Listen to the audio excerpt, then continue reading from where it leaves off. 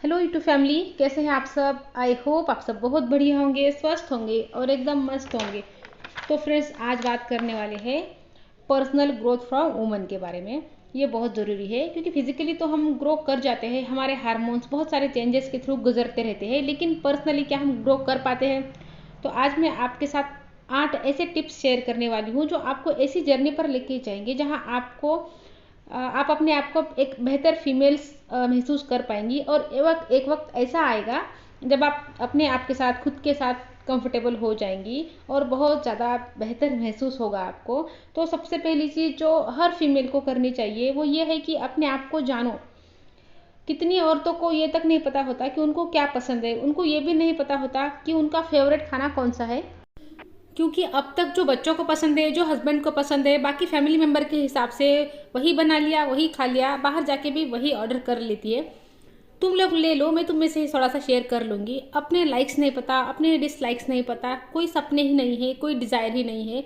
और ऐसा नहीं है कि आप बचपन से ही ऐसे थे, आपके ड्रीम्स थे, आपके डिज़ायर्स थे, आप अपनी ज़िंदगी में कुछ रंग भरना चाहती थी।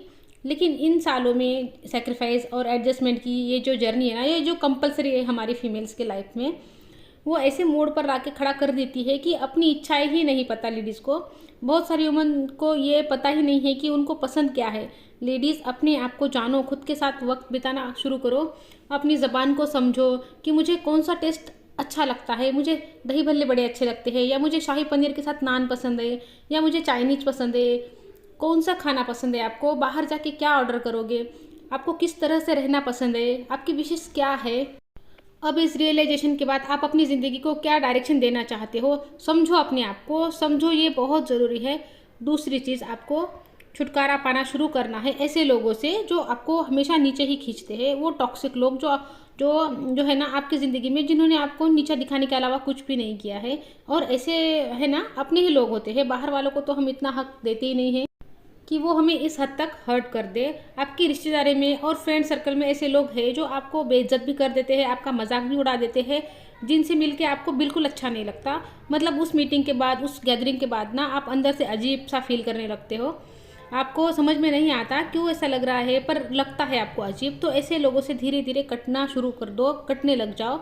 ये आपको अपने लिए करना है, उनके लिए नहीं। ये हम उनके साथ कुछ नहीं कर रहे हैं, हम अपने लिए कर रहे हैं, अपने मेंटल पीस के लिए, अपनी सुख शांति के लिए। ये बहुत ज़रूरी है। धीरे धीरे ऐसे स्टेप्स लो और ऐसे लोगों से दूर होते जाओ, आपको अच्छा लगने लगेगा।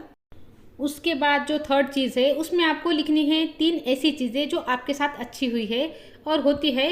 इस पर ना ध्यान देना पड़ता है। वैसे हम यूं ही बैठ के सोचते हैं ना, तो ज़िंदगी बड़ी ख़राब है, लोग बड़े ख़राब है, रिश्ते बड़े ख़राब है, कोई केयर नहीं करता, ये हकीकत है। लेकिन आप कॉन्शियसली बैठते हो तो आप रियलाइज़ करते हो कि कुछ अच्छी चीज़ें हुई थी। तो हर दिन में 3 चीज़ें ऐसी आपको तलाशनी है जो आपके साथ अच्छी हुई थी। इसको लिखना है सोने से पहले।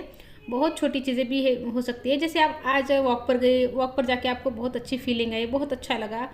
आपको जो चीज़ें अच्छी लगे, ये प्रैक्टिस है, ये करनी बहुत ज़रूरी है। अब चौथी चीज़ जो आपको करनी है, आपको बंद करनी है, कंपैरिजन बंद करना है। और यहाँ स्पेसिफिकली बात कर रही हूँ मैं जो कंपेयर जो करते हैं ना आप खुद को लोगों से सोशल मीडिया पे। सोशल मीडिया पे सब कुछ ग्लैम्ड अप है, सब कुछ बहुत बढ़िया लगता है, लोग परफेक्ट है, रईस है, अच्छे कपड़े पहनते हैं, सबके घर अच्छे हैं, सबकी स्किन अच्छी है, सबके पास बहुत सारा पैसा है, सब लोग चमकते हैं, सब लोग मेंटली साउंड है, किसी को कोई प्रॉब्लम नहीं है, किसी के घुटनों में दर्द नहीं होता, सब एकदम बढ़िया है।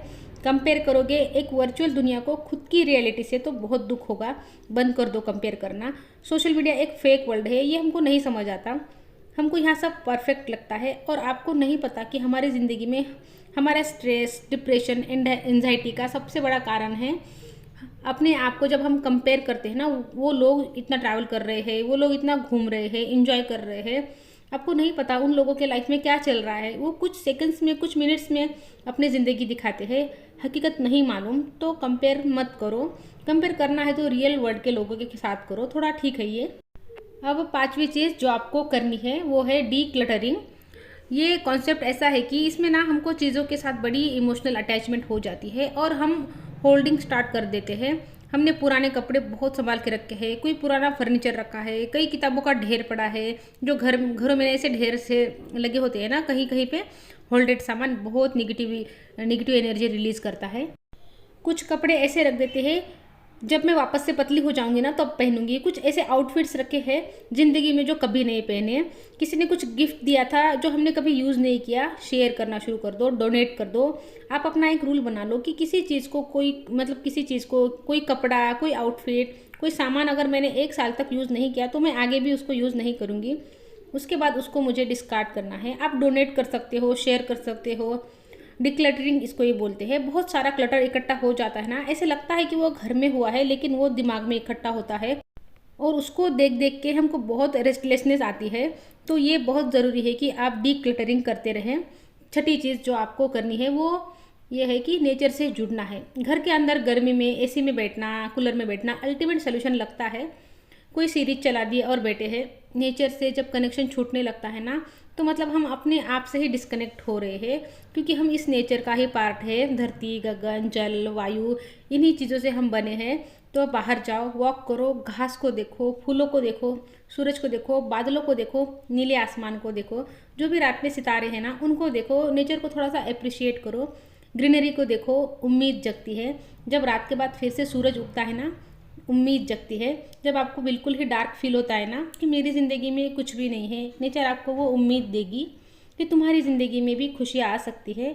मौसम जैसे बदल रहे हैं ना, तुम्हारा वक्त भी बदलेगा। जो 7वीं चीज़ आपको करनी है वो है रीडिंग, पढ़ना। पढ़ना बहुत ज़रूरी है, बहुत कुछ है पढ़ने को। पढ़ना शुरू करो, अपनी पसंद की किताबें पढ़ो और आपको एक पर्सपेक्टिव देती है। जब आप लॉस्ट फील करते हो ना कि मेरी ज़िंदगी का कुछ समझ नहीं आ रहा, किताबें आपको राह दिखाती है। ये आपको बहुत हेल्प करती है। आपका भी एक पॉइंट ऑफ व्यू डेवलप होता है, सोचने का तरीका डेवलप होता है। किताबें पढ़ना बहुत ज़रूरी है। अगर आप पढ़ना जानती हो तो उसको वेस्ट क्यों करना, पढ़ना शुरू करो। और जो लास्ट चीज़ है जो करनी है आपको, जो पर्सनल ग्रोथ की जर्नी में सबसे ज़रूरी है, वो है अपने दिन को एनालाइज करना कि आज का दिन मेरा कैसा बीता। कुछ मिनट्स बिताओ दिन खत्म होने के बाद, सोने से पहले फ़ोन पे स्क्रॉल करने की जगह, और खुद से पूछो कि आज का दिन कैसा बीता, मैंने आज पूरा दिन क्या फील किया। क्या होता है, एक फीमेल होने के नाते हमारा हर दिन ना एक जैसा नहीं होता। हार्मोनल इनबैलेंस की वजह से किसी किसी दिन हम नेचुरली उठते ही ना फ्रेश महसूस करते हैं और किसी किसी दिन ना बिना किसी वजह हमारा मूड ख़राब रहता है। तो देखो अपने दिन को, ये लिखना बहुत ज़रूरी है। क्या मैंने गलतियाँ कर दी, किन चीज़ों को मैं बेहतर कर सकती हूँ, ये सब अगर लिखने लगोगे ना तो एक डायरेक्शन मिल जाती है ज़िंदगी को। कुछ गलतियाँ की तो वो रिपीट नहीं करनी। माइंडफुल हो, मैं आज ज़्यादा चिल्लाई, मैंने आज सबको डांटा, तो आप वो अगले दिन रिपीट नहीं करोगे। अपने आप जो चीज़ें हो जाती है ना, जब उनका एनालाइज किया जाता है तो बहुत चांसेस होते हैं कि हम वो रिपीट ना करें अपने नेगेटिव बिहेवियर को। और जो पॉजिटिव रहा वो क्यों था उसको हम रिपीट करेंगे कि अच्छा, म्यूजिक सुनने से मुझे बहुत अच्छा लगता है तो मुझे ये रोज़ सुनना चाहिए। तो ये 8 चीज़ें आपको करनी है अपनी पर्सनल ग्रोथ की जर्नी की शुरुआत करने के लिए। इसमें आगे और भी चीज़ें हैं लेकिन शुरुआत यहीं से करनी है। तो फ्रेंड्स, वीडियो अच्छा लगा तो लाइक कर लीजिए, अगर किसी के काम का लगता है तो शेयर कर लीजिए। तो मिलती हूँ नेक्स्ट वीडियो में, तब तक के लिए अपना ध्यान रखिए। Goodbye friends.